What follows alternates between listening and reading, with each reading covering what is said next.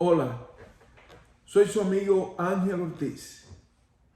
Muchas gracias por conectarse con este momento que propone un diálogo con la palabra de Dios, esa que se expresa en la Biblia, para encontrar pistas que iluminen nuestras vidas, de tal manera que nos ayuden a entender el camino que debemos transitar en el presente y en los días por venir. Mientras nos abrimos al mundo, que está arribando de a poco después de estos primeros momentos de fin de la pandemia. Esperemos y confiamos en Dios que podemos controlar con su ayuda, con su sabiduría, esta nueva cepa o esta nueva mutación que ha ido creciendo desde un 6% a un 20% de contagios, que ha recibido el nombre de mutación Delta. Oramos a Dios para que esta nueva versión del coronavirus COVID-19 se mantenga en control. Y sabemos que ese control solo es posible si nosotros estamos en control. Si nosotros no nos desviamos del camino que hemos emprendido para salir de la pandemia.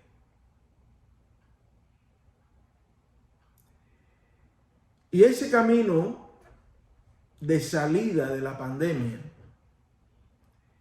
nos motiva a avanzar en los propósitos personales. No importa la edad que usted tenga, usted vive porque tiene aún metas que alcanzar. Su vida está siendo motivada por muchas cosas, pero también Dios espera de nosotros, de cada uno de nosotros, que no le demos la espalda a los temas de la comunidad, que pueden afectarnos directa o indirectamente, de tal manera que logremos caminar como personas bendecidas por Él. Uno de esos temas, porque son muchos,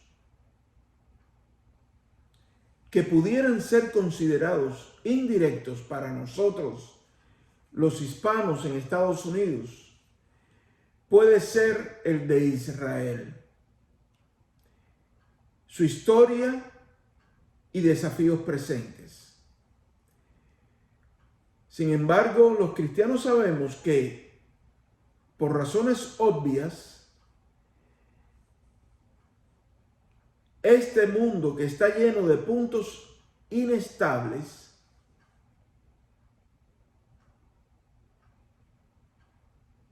entre ellos Israel y el Medio Oriente, la actualidad de Israel y de la región donde Israel desarrolla su existencia como nación y Estado,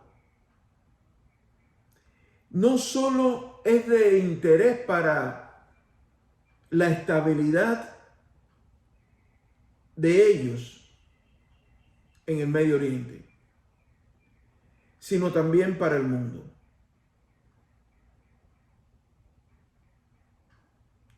Por tal motivo, continuamos compartiendo con ustedes nuestra perspectiva sobre uno de esos puntos que nos preocupan, esos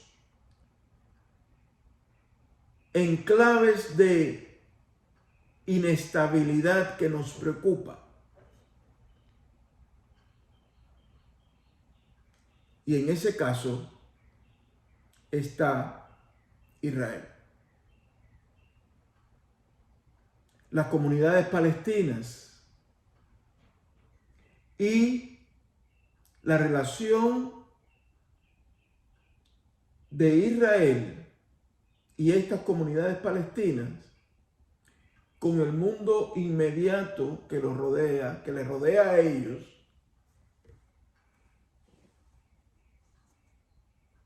de tal manera que nosotros entendamos lo que allí está pasando y entendamos esa historia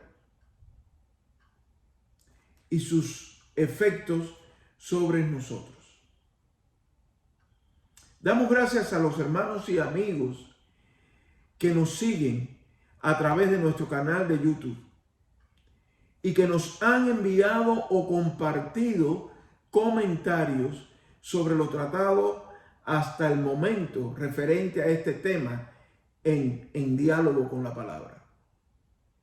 Que la gracia de Dios esté con todos ustedes. Mateo 3 nos da detalles del trabajo de Juan el Bautista como voz que anunciaba el inminente inicio de la misión de Jesús a favor de su pueblo. El anuncio de Juan el Bautista fue una pieza clave para el despertar espiritual de los israelíes. Ese anuncio fue completado por Jesús.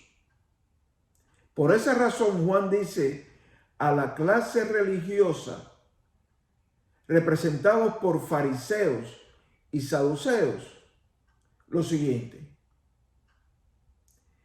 generación de víboras, ¿quién les enseñó a huir de la ira venidera?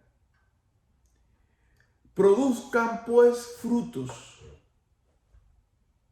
dignos de arrepentimiento y no piensen decir dentro de ustedes: a Abraham tenemos por padre. Porque yo les digo que aún de estas piedras Dios puede levantar hijos de Abraham. El hacha ya está puesta a la raíz de los árboles. Por lo tanto, todo árbol que no da buen fruto será cortado y echado al fuego. Yo, a la verdad, los bautizo en agua para arrepentimiento. Pero el que viene después de mí, cuyo calzado no soy digno de llevar, es más poderoso que yo. Él les bautizará en el Espíritu Santo y fuego. Y este es el relato que Mateo capítulo 3 versos 7 al 11 nos trae. Palabras de Juan el Bautista.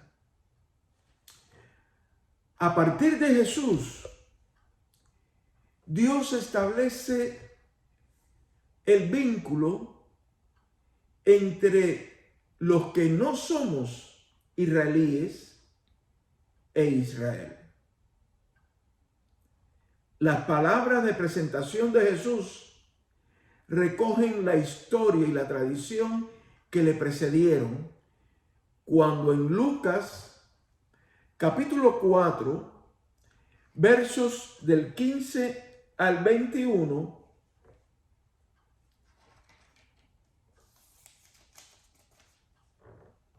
Jesús se expresa de esta manera.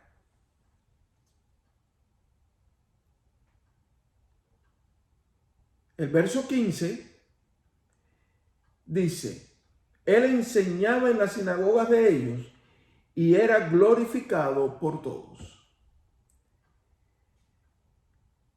Entre tanto fue a Nazaret, donde se había criado, y conforme a su costumbre, el día sábado, entró en la sinagoga y se levantó para leer. Se le entregó el rollo del profeta Isaías y cuando abrió el rollo encontró el lugar donde estaba escrito: el Espíritu del Señor está sobre mí, porque me ha ungido para anunciar buenas nuevas a los pobres.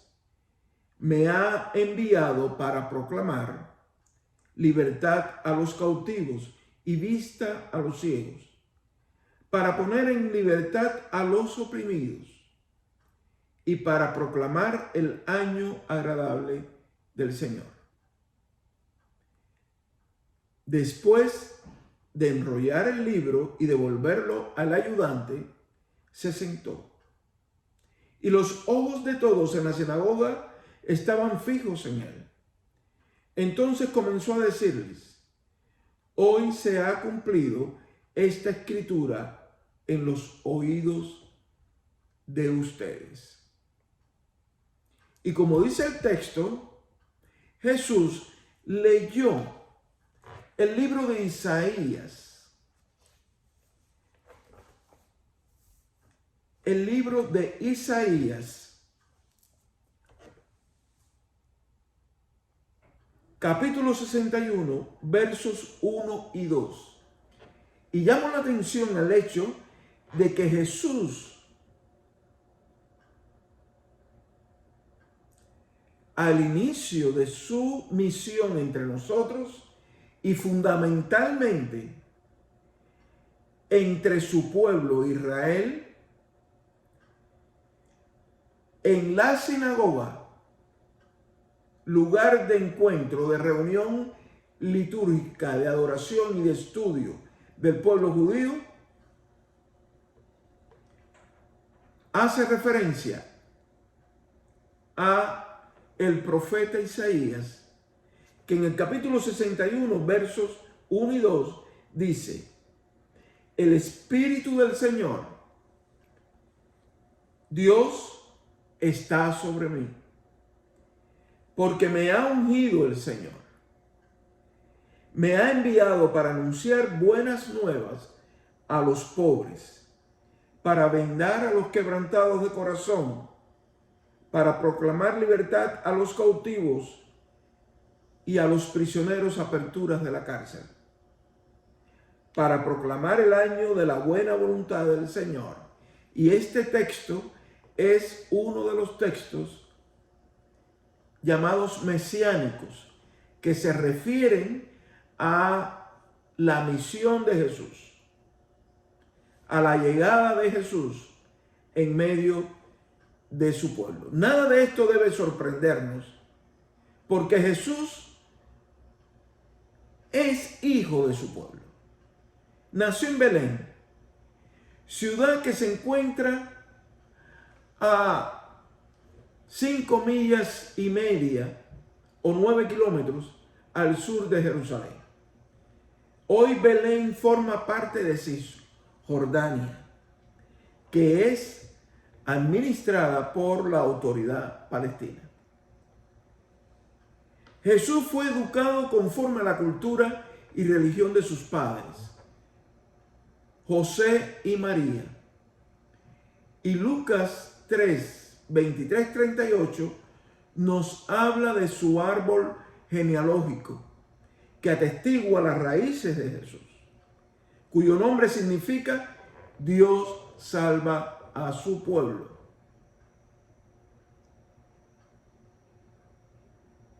Dios salva a su pueblo. Y ese significado, al leer y al ver los acontecimientos relacionados con Israel, no puede perderse de vista, no puede olvidarse, porque Dios salva a su pueblo.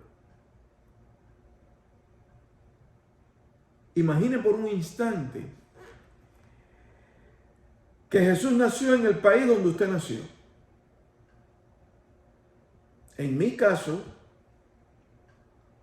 sería Cuba.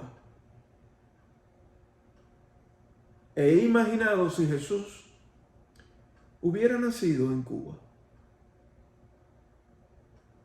Todos nuestros países destacan en su historia nacional algún prócer o líder al que se le da categoría mesiánica.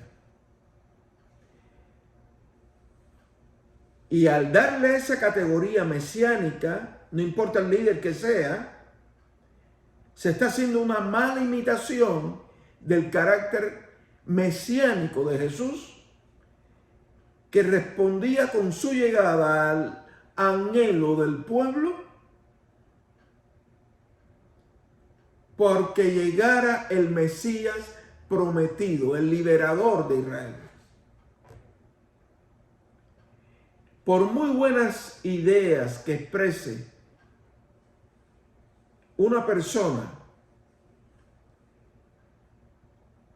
o tenga buenas acciones justificadas por la historia, nosotros debemos tener cuidado con darle a cualquier líder ese carácter mesiánico, ese refundador de esperanzas. Cuando eso ha sucedido, ese intento no ha ido más allá de sus respectivos momentos históricos. Porque solo Jesús, el Cristo, nos enseñó el camino a Dios. Y por lo tanto nos encamina en cualquier época a toda realización humana positiva. Lo que lo hace una personalidad no solo de su tiempo, sino sostenible y duradera en el tiempo, con vigencia permanente.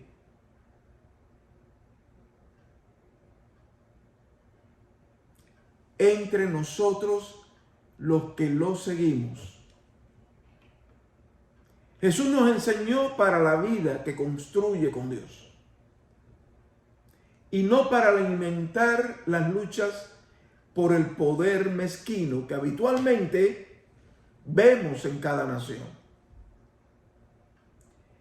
Jerusalén, como ciudad símbolo y capital de Israel, también motivó estas palabras de Jesús que recoge Mateo 23, 37.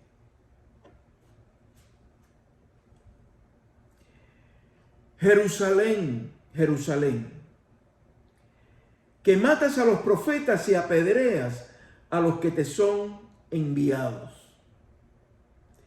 ¿Cuántas veces quise juntar a tus hijos, así como la gallina junta a sus pollitos debajo de sus alas?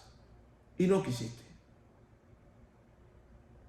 Esas palabras de Jesús es un recordatorio a el Estado de Israel, a los judíos, de la importancia que tiene una nación de no echar en bolsa rota el mensaje de Dios, ni a los que Dios envía con buenas nuevas, en este caso Jesús. En la historia que recoge la Biblia hebrea o el Antiguo Testamento de nuestras Biblias, los profetas fueron enviados por Dios para llevar una palabra de orientación al pueblo. Esa orientación implicaba anuncio y denuncia. Anuncio de que Dios salva a su pueblo y denuncia que en determinados momentos de la historia, por el camino en el que iban a chocar contra la pared.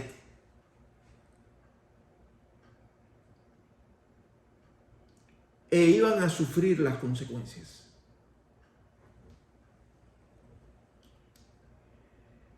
El diálogo entre la mujer sirofenicia y Jesús, que relata Marcos 7, 24 al 30, que lo dejo para que ustedes lo revisen, nos da la oportunidad de ver a Jesús en la región de Tiro. La ciudad de Tiro se encuentra ubicada al suroeste del Líbano, en la costa mediterránea, cercana a la frontera norte del Estado de Israel. Tiro está localizada a 506 kilómetros o 314 millas de Jerusalén.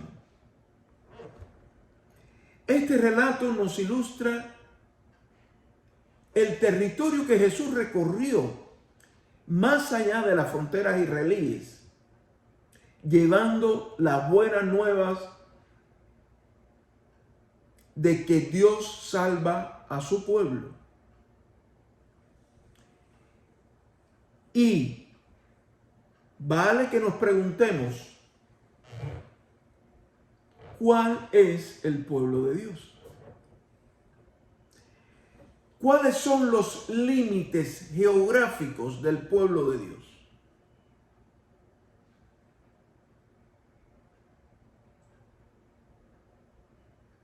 También la historia nos trae a Mateo 28, 16, 20. Texto importante. Porque Mateo 28, 16 hasta el verso 20 nos dice: pero los 11 se fueron a Galilea, al monte donde Jesús les había mandado. Cuando lo vieron, lo adoraron, pero algunos dudaron. Jesús se acercó a ellos y les habló diciendo: toda autoridad me ha sido dada en el cielo y en la tierra. Por tanto, vayan y hagan discípulos de todas las naciones, bautizándolos en el nombre del Padre, del Hijo y del Espíritu Santo, y enseñándoles que guarden todas las cosas que les he mandado. Y he aquí, yo estoy con ustedes todos los días hasta el fin del mundo. Y este texto tiene singular importancia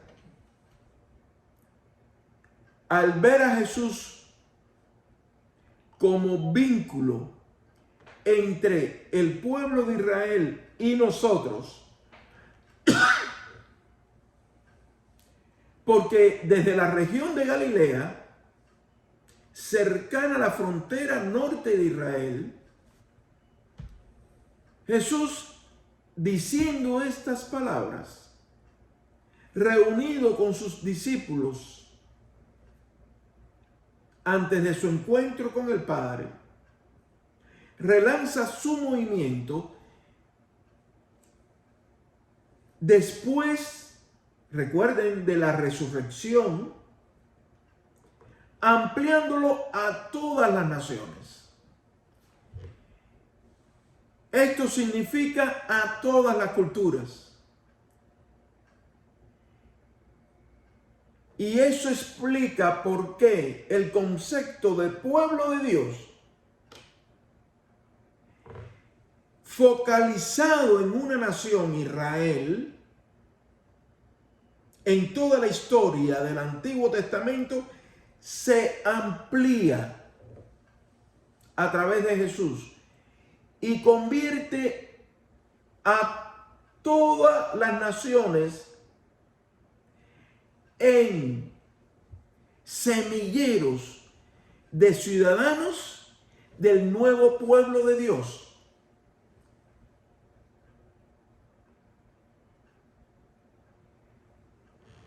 comisionando a sus discípulos para llevar sus enseñanzas y extender el conocimiento de Dios.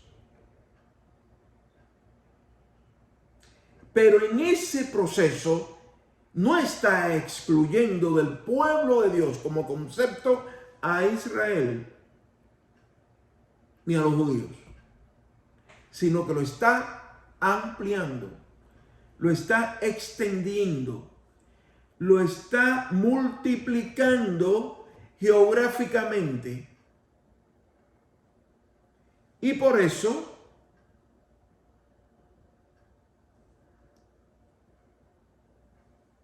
nos dice aquí en este texto: hagan discípulos de todas las naciones.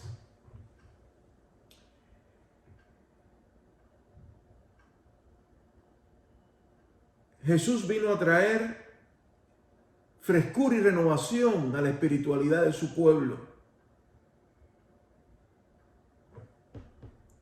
donde nació, y desde ahí al mundo. Juan capítulo 3 versos 14 y 15 nos lo dice claramente. Como Moisés levantó, dice el texto, la serpiente en el desierto, así es necesario que el Hijo del Hombre, es decir, Jesús, sea levantado para que todo aquel que cree en él tenga vida eterna. Jesús, como personalidad y gestor de la renovación de su nación de nacimiento, forma parte de la historia oficial del Estado de Israel, a la que usted puede acceder, si lo desea, entrando a las páginas web de cualquier embajada israelí en el mundo. Esta historia, que se inicia con los patriarcas por allá por el siglo XVII antes de Cristo, o en el lenguaje judío antes de la era común, afirma la realidad histórica de Jesús de Nazaret, enmarcando su misión entre los años 20 al 33, al inicio de la era común para Israel o para nosotros después de Cristo. Entonces Israel y Jerusalén son componentes para el judaísmo y el cristianismo, componentes importantes, símbolos para ambas religiones. El esfuerzo realizado por los integrantes del grupo Semilla, seguidor de Jesús, fue descomunal. Nosotros a la distancia valoramos poco, generalmente, el esfuerzo de Jesús y sus seguidores. Desde los Hechos de los Apóstoles en nuestras Biblias hasta el Apocalipsis, podemos ver cómo el modelo de Jesús se fue imponiendo en el mundo a partir de los organizadores del movimiento, entre los que se destacan Pedro, Pablo y Juan, entre otros muchos hombres y mujeres que dieron lugar a ese esfuerzo organizador a partir de la comisión dada por Jesús: vayan y prediquen a todas las naciones. Da lugar a lo que llamamos eclesía o iglesia. Ese pueblo amplio, ese pueblo nuevo, recibió el nombre de iglesia.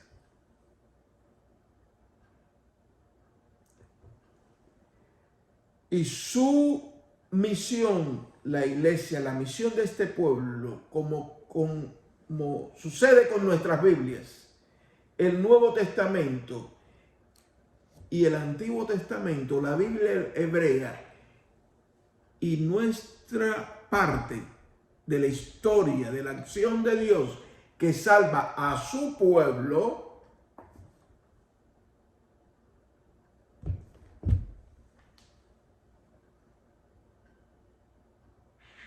todo esto nos debe mantener alertas.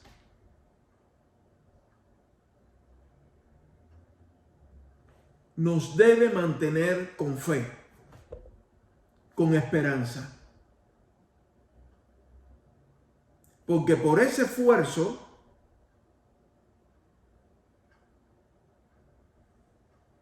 es que estamos aquí, hablando, usted y yo, de este tema.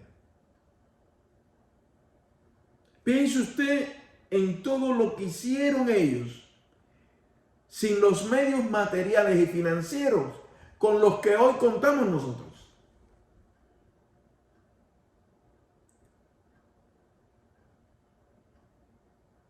Y no podemos avanzar sin beber de esos orígenes, sin retomar esos orígenes y sin ubicar a nuestro pueblo, que es la iglesia, en este descomunal esfuerzo divino para ampliar la bendición que le dio a una nación a todo el mundo, haciendo discípulos. No es cualquiera. Hay que convertirse en discípulo de Jesús, de sus enseñanzas. Por ese esfuerzo y sus resultados en el mundo, es que podemos decir con el credo de los apóstoles: creo en la Iglesia universal.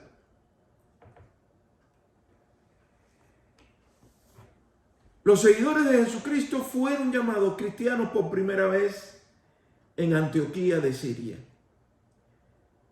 según es relatado en Hechos de los Apóstoles, capítulo 11, verso 26. En el presente, esta ciudad forma parte de Turquía.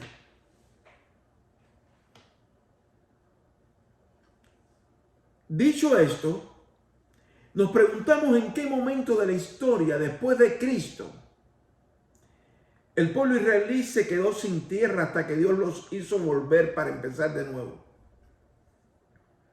en el siglo XX. En el próximo encuentro de En Diálogo con la Palabra hablaremos de ese capítulo de la historia de Israel, que hasta nuestros días mantiene el conflicto entre israelíes y palestinos. Gracias por su atención. Recuerden, no dejen de escribirme o dejar sus comentarios al concluir esta transmisión. Nos despedimos hasta el próximo encuentro. Ahora reciba la bendición. La paz de Dios, la gracia de nuestro Señor Jesucristo y la comunión con el Espíritu Santo que animó la misión de Jesús entre nosotros, nos mantenga a cada uno de nosotros con bendición, con esperanza y con una fe alerta. Esa que nos lleva por caminos de salud. Hasta el próximo encuentro. Un abrazo.